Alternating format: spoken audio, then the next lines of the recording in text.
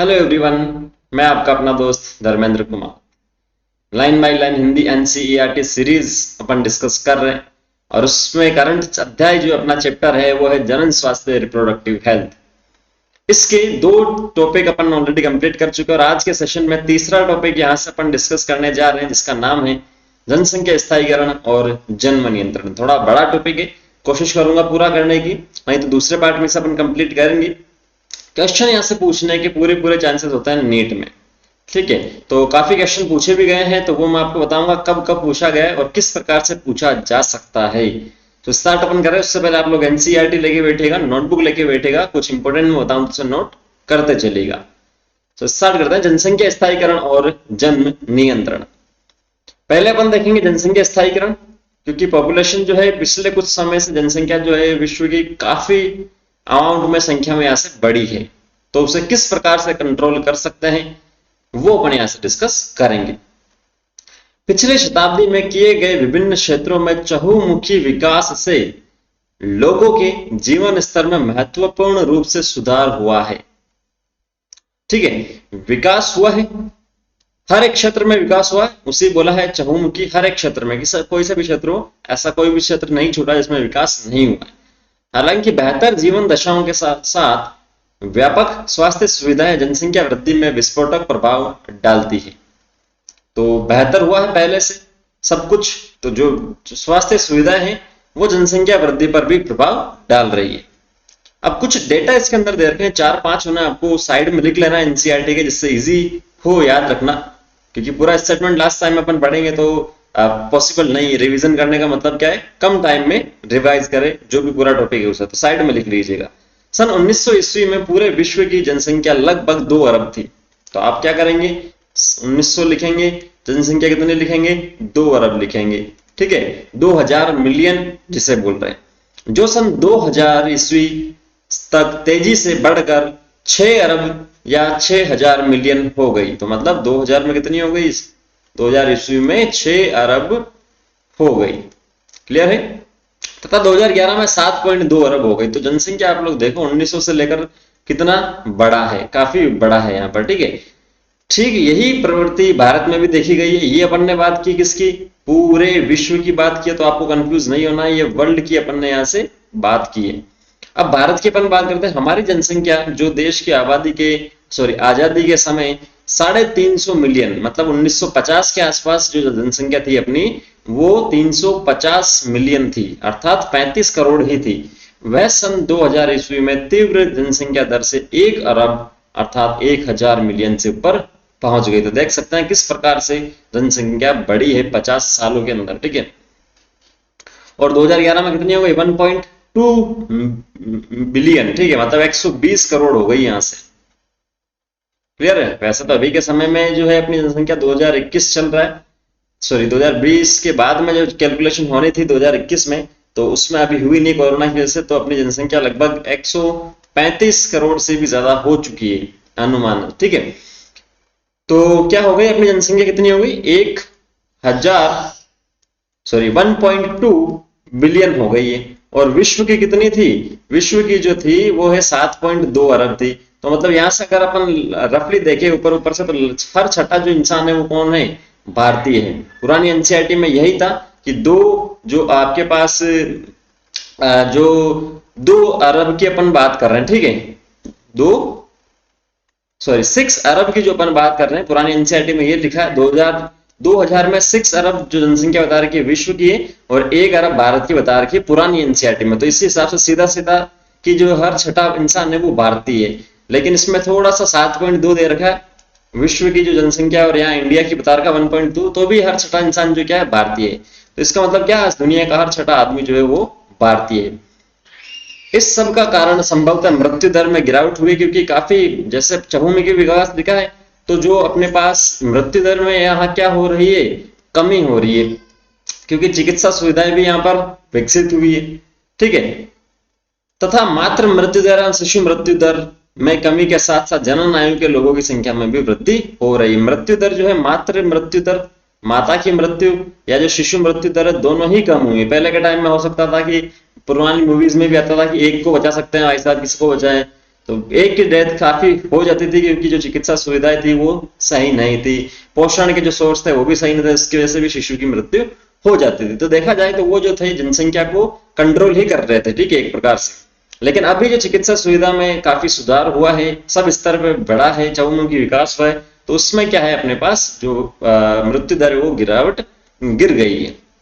हालांकि हमने अपने जनन एवं बाल स्वास्थ्य सेवा कार्यक्रम के माध्यम से इस जनसंख्या दर में कमी तो की, लेकिन ये कमी नाम मात्र की हुई, जितना होना चाहिए उतना नहीं हुई है। 2001 ईस्वी की जनगणना के अनुसार यह वृद्धि लगभग 2% अर्थात प्रति 1000 में 20 व्यक्ति प्रति वर्ष थी। ठीक है, तो जो वृद्धि दर है वो आपको ध्यान में रखना कितनी बता रखी है, 2% बता रखी। किसमें? 2001 की जनगणना के अनुसार।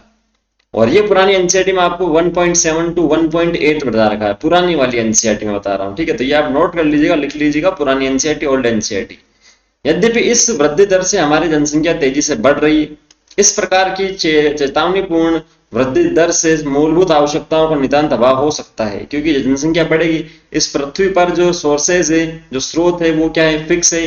नेचुरल जो सोर्स है, खाने पीने के जो साधन है वो क्या है, फिक्स है। तो अगर इंसान अपनी जनसंख्या बढ़ाता रहेगा तो क्या होगा, खाने पीने के लाले यहाँ से पड़ेंगे, अभाव तो होगा ही। जैसे कि अन्न हुआ, आवास हुआ, कपड़े हुआ, आदि हुआ। हमने भले ही इन मदों के क्षेत्र में महत्वपूर्ण प्रगति भी की है, इसीलिए सरकार पर यह दबाव था कि इस प्रकार की जनसंख्या वृद्धि दर को काबू में रखने के लिए गंभीर उपाय अपनाए जाएं। तो वो उपाय अभी यहां से अपन डिस्कस करेंगे।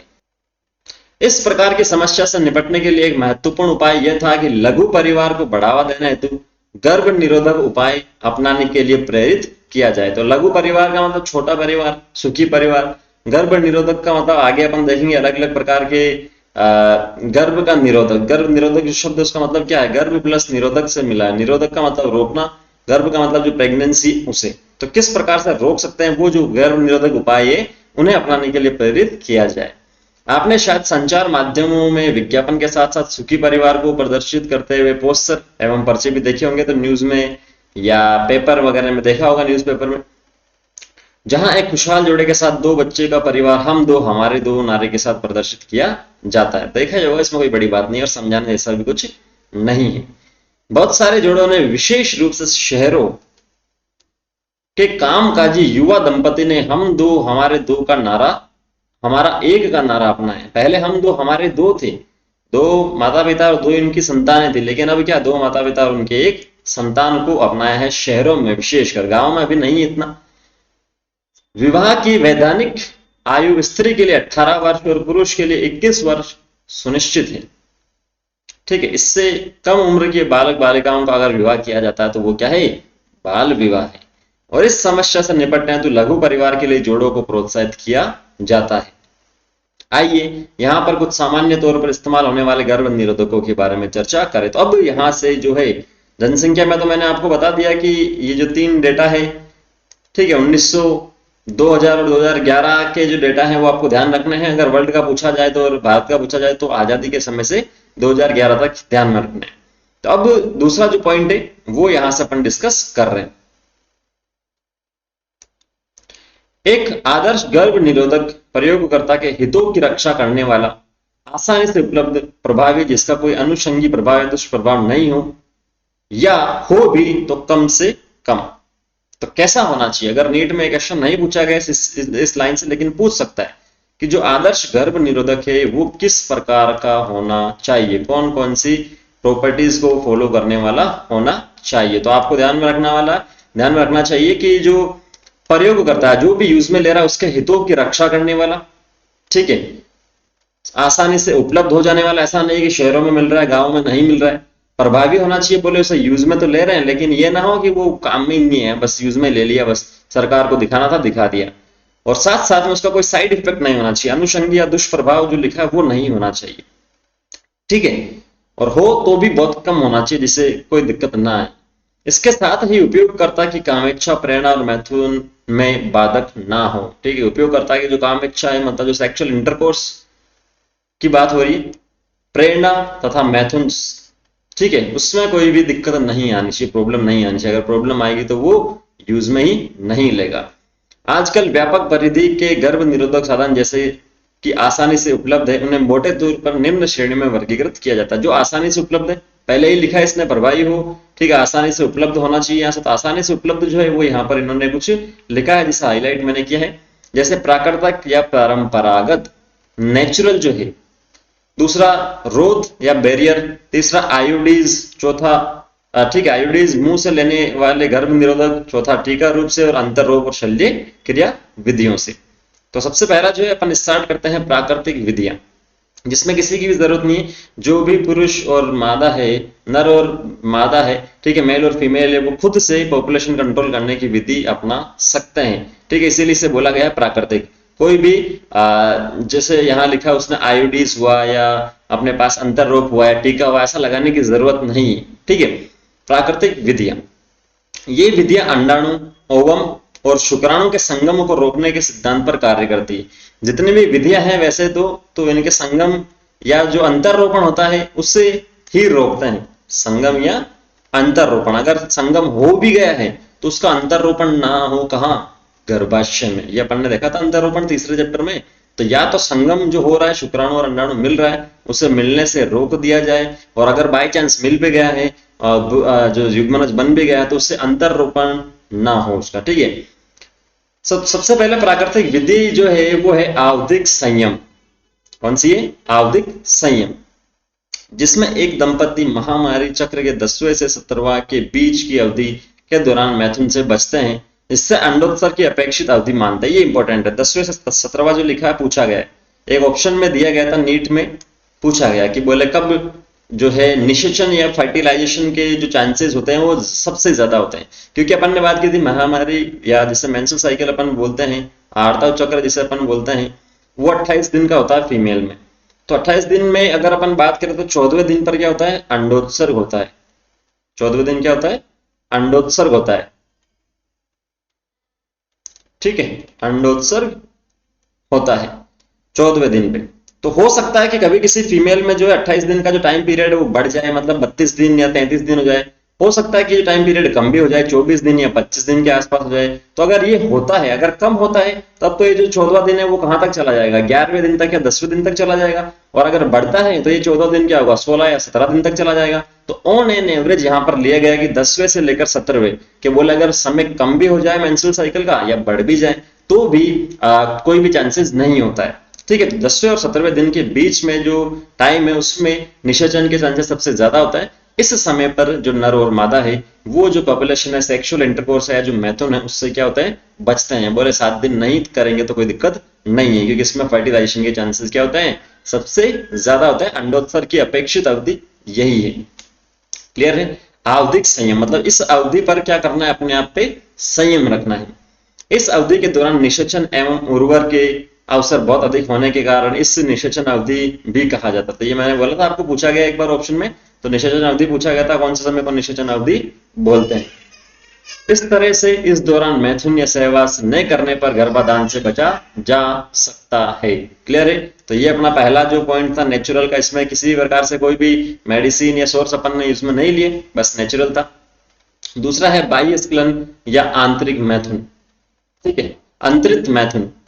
कोइटस इंटरप्ट एक अन्य विधि है जिसमें पुरुष साथी संभोग के दौरान वीर्य स्खलन से ठीक पहले स्त्री की योनि से अपना लिंग बाहर निकालकर वीर्य सेचन से बचता है। जैसा कि शब्द ही अपने पास लिखा है बाह्य स्खलन, ठीक है, क्या लिखा है?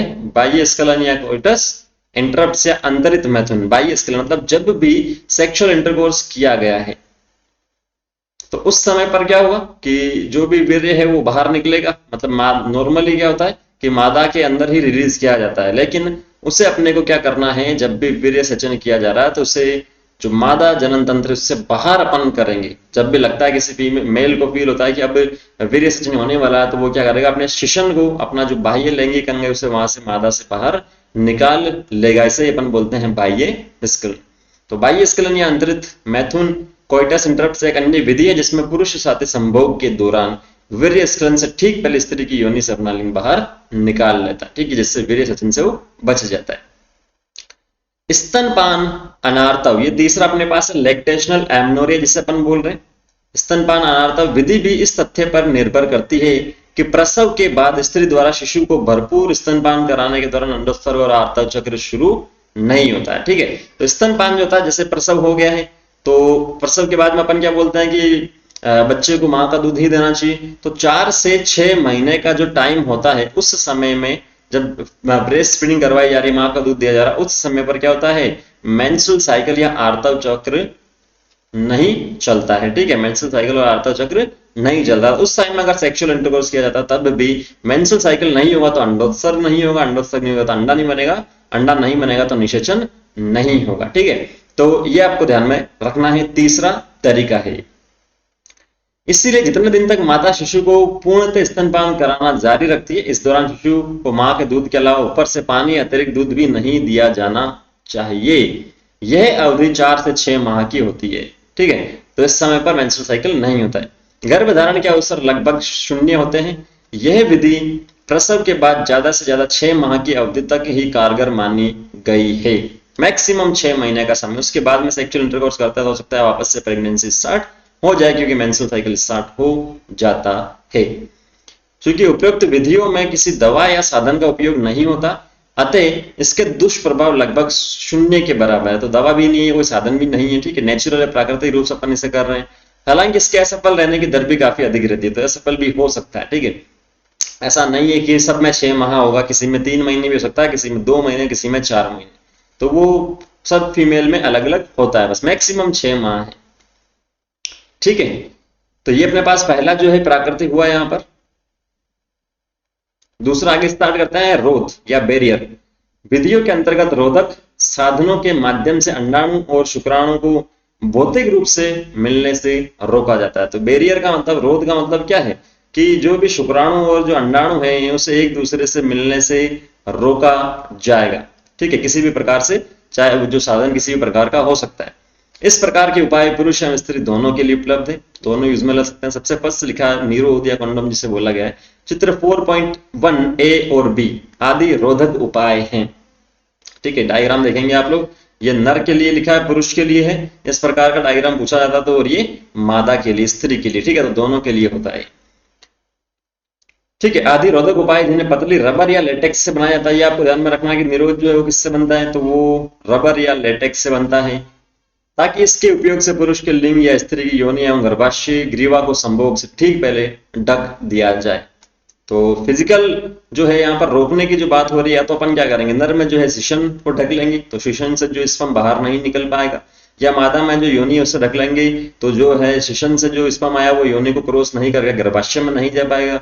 ठीक है, या गर्भाशय ग्रीवा को अपन ढक लेंगे तो भी आगे स्पर्म नहीं जा पाएगा, और आगे नहीं जा पाएगा, डिंब वाहिनी या फेलोपियन ट्यूब में नहीं जा पाएगा, तो वहां पर अंडाणु के साथ में निषेचित भी नहीं हो पाएगा। ठीक है, तो ऐसा नहीं कि हर टाइम भी लगा रहे, संभोग से ठीक पहले जब भी सेक्सुअल इंटरकोर्स या मैथुन करने के है उस समय पे। ठीक है, ये गर्भाधान को बचा सकता है। पुरुषों के लिए कंडोम का मशहूर ब्रांड नाम निरोध काफी लोकप्रिय है, ये भी ध्यान में आपको रखना इंपॉर्टेंट है। पूछा गया है AIPMT में पॉपुलर ब्रांड जो कौन सी है।